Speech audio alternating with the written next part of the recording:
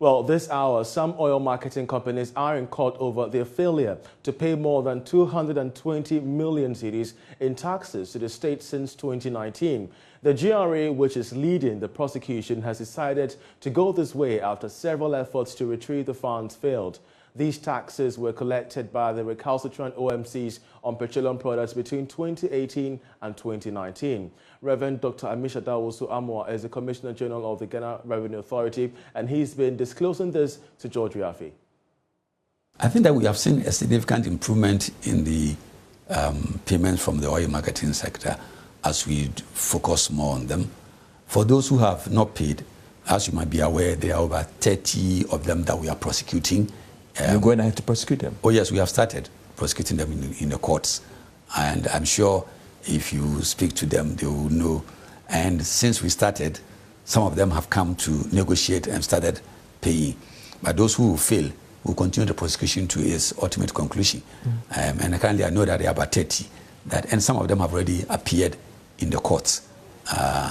And we think that this year we might have to even talk to the Chief Justice to add one more court, because we started with just one, and we see the volumes, the numbers, and so we will continue to pursue them. We have put various restrictions, and at the same time, if you talk about being friendly, we also try to see, let's say for example, if you give you the chance to be able to pay over a period of time, and at the same time, we don't allow you to take on credit. When I say on credit, you pay upfront the tax before you take, so that you'll be in business. So you are not adding to the debts, but at least you are in business to be able to reduce the debts. But all this depends upon you satisfying a number of conditions that we will put across to the OMCs. And I think that we are seeing a significant improvement in compliance and payment, and we'll continue.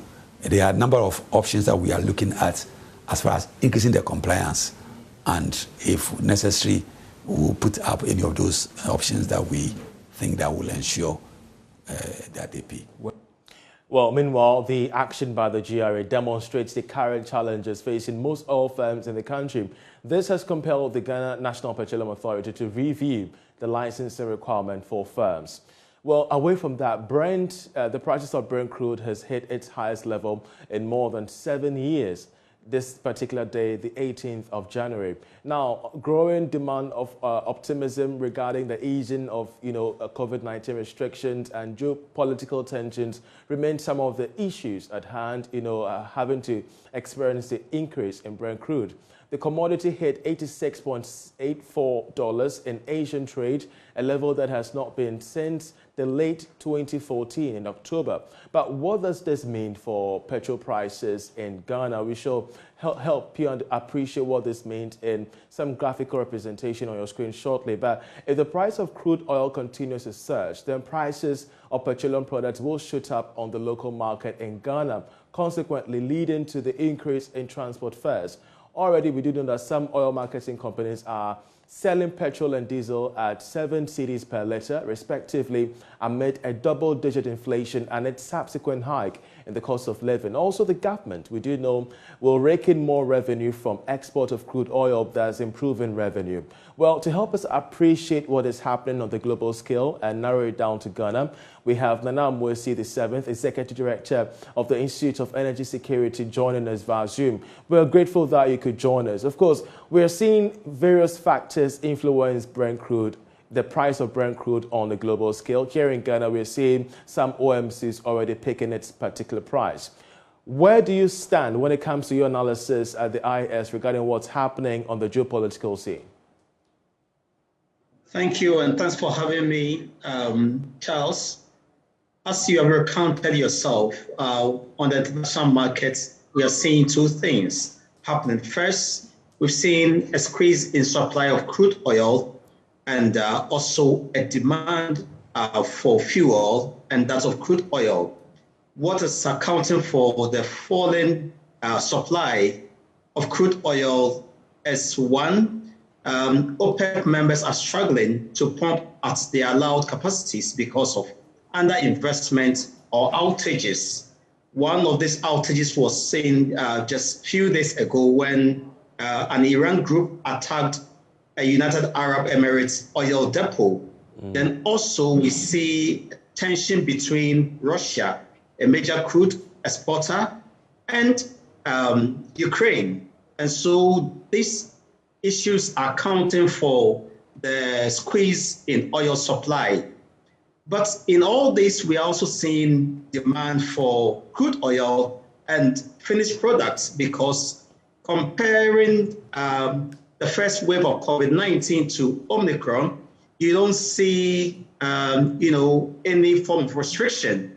And so there's mobility, and also with steam production still going on compared to what we experienced during the first wave of the COVID. Supply chain not seeing any significant disruption. And so there's high demand for fuel and crude oil on the world markets, while there's falling supply of same commodity. That's what's accounting for this. And all this geopolitics has been priced in by the markets. That's why you see crude price going up, because demand is, overshadowing supply. Of course, and what's happening on the global scale will definitely have an impact here in Ghana. We've seen some OMCs already sell a little petrol, at 7 Ghana cities at their various, pump stations. Help us understand the factor of deregulation amid what's happening on the global scale.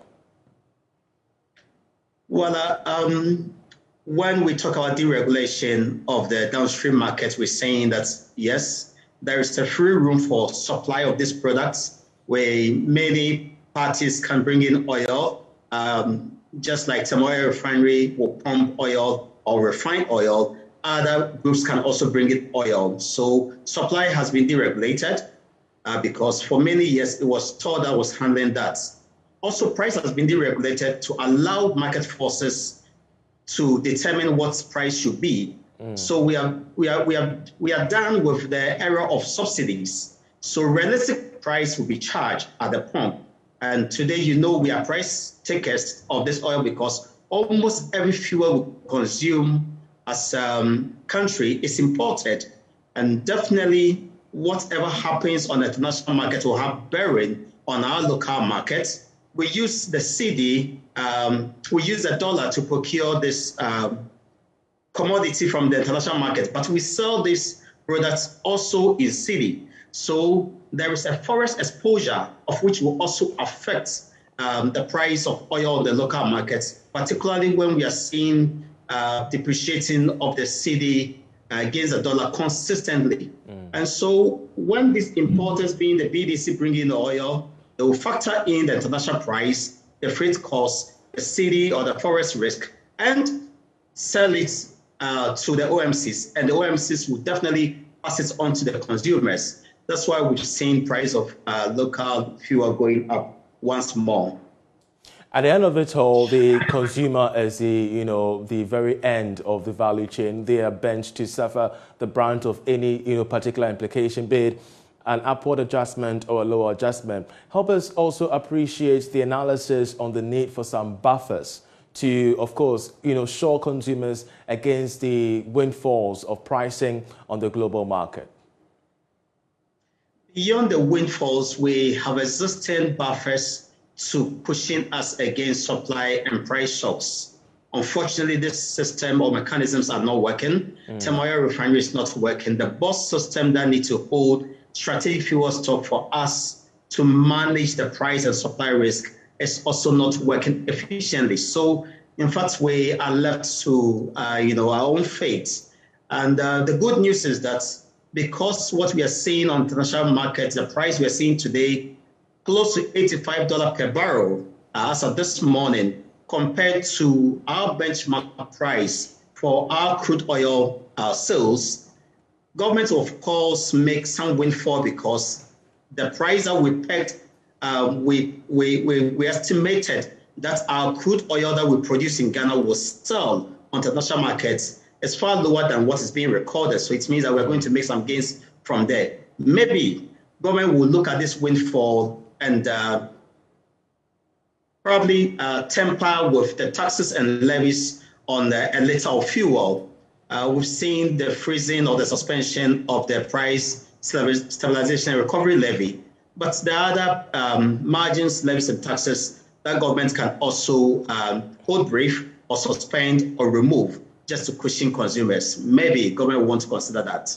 We'll see how that goes. But Nana Mosi the 7th, we're so much appreciative of your analysis on this matter. He's the Executive Director of the IAS there.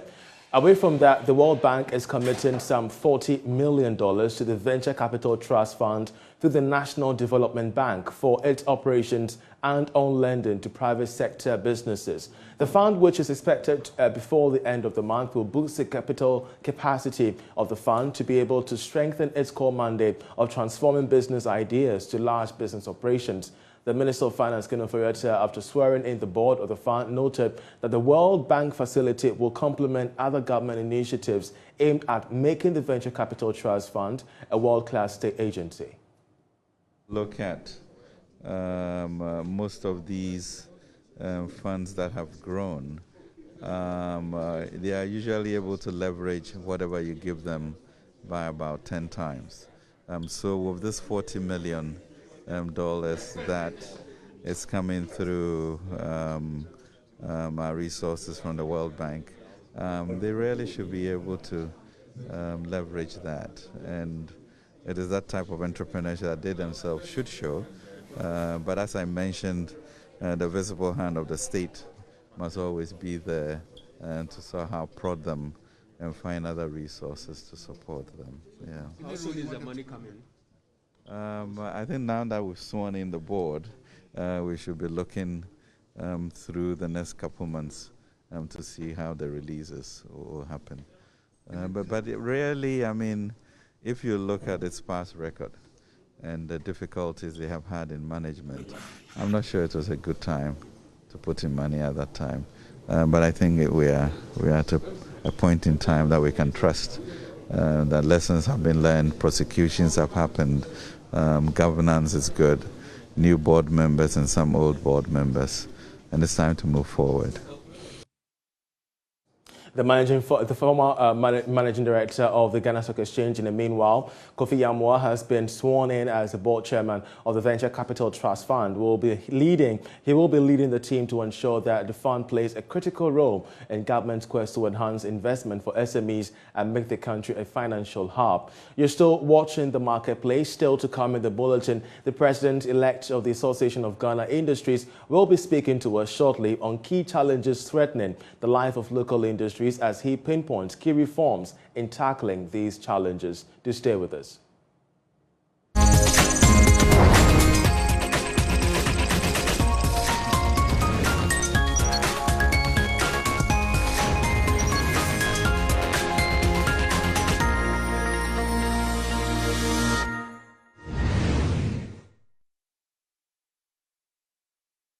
Now, he's leading the cause of local industries at a time when Ghana's business community is just about recovering from the ravages of the COVID-19 pandemic. Dr. Humphrey Yimdaka is president-elect of the Association of Ghana Industries and very vocal about the health and threats of local industries across the country. He joins us via Zoom. Congratulations on your election, Doc.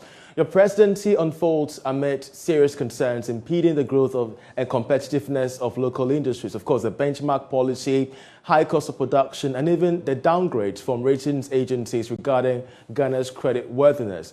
What's going to be your priority amidst these challenges?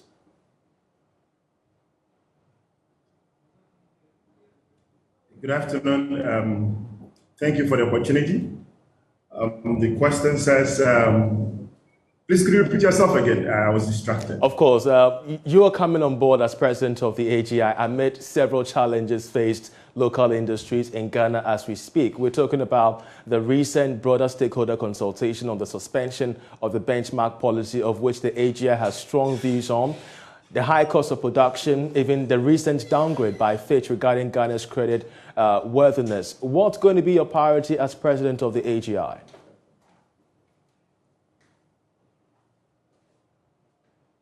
Okay, thank you. Well, thanks for the opportunity. My first priority will be to strengthen the internal systems of the association as it is, regarding policy formation, the administrative machinery of the association throughout the country, from the head office in Accra to the other regions where AGI is well represented. That will be the first priority.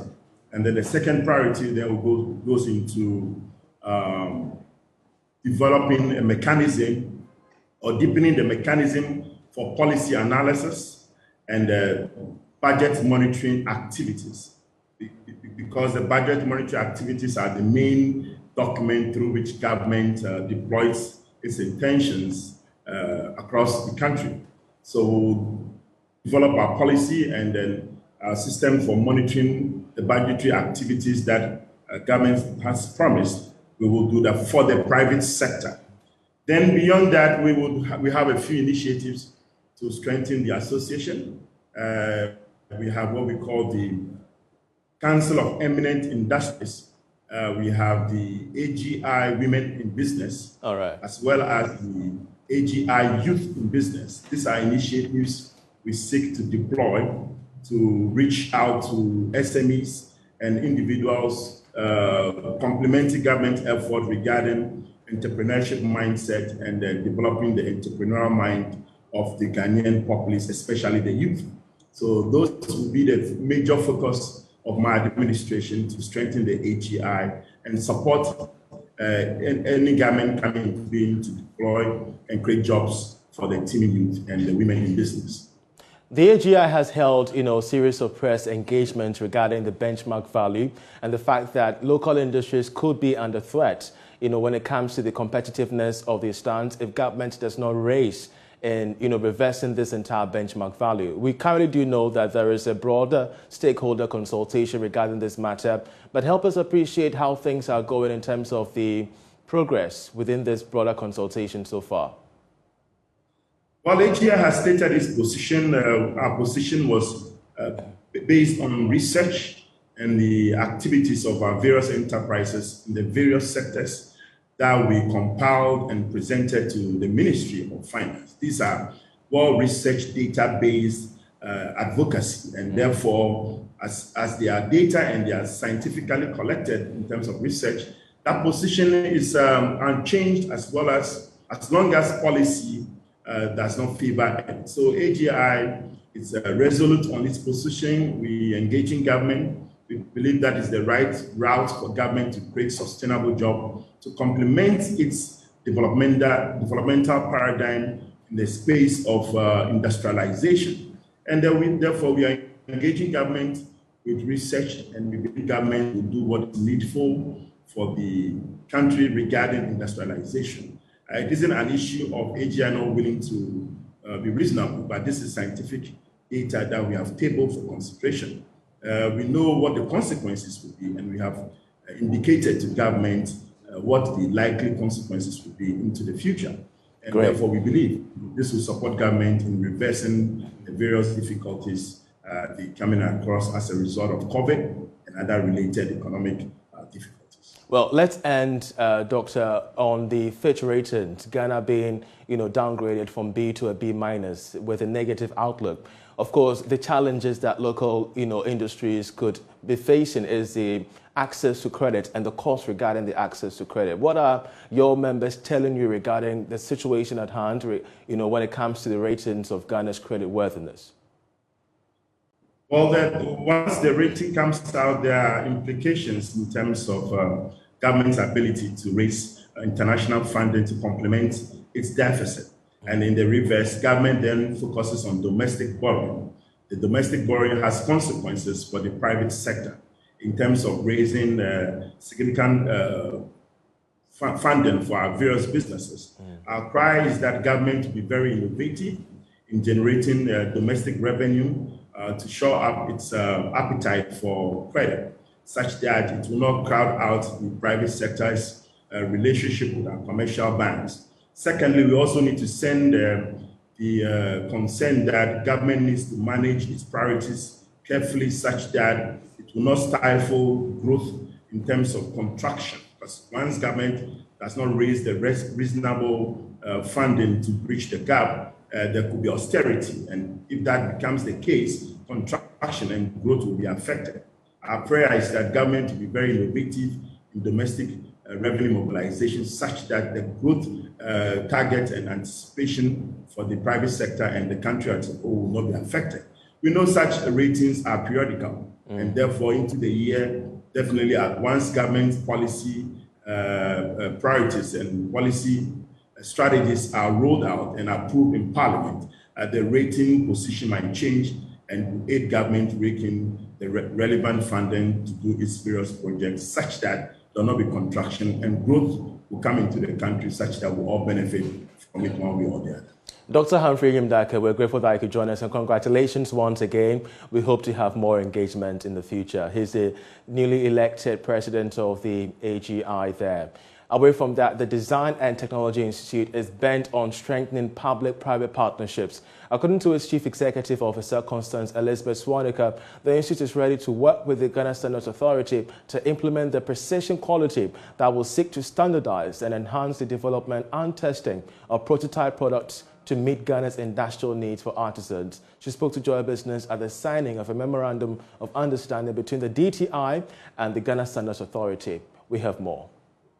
The MOU is to intensify collaboration in developing standards and improve practices among small and medium-scale enterprises, especially craft professionals.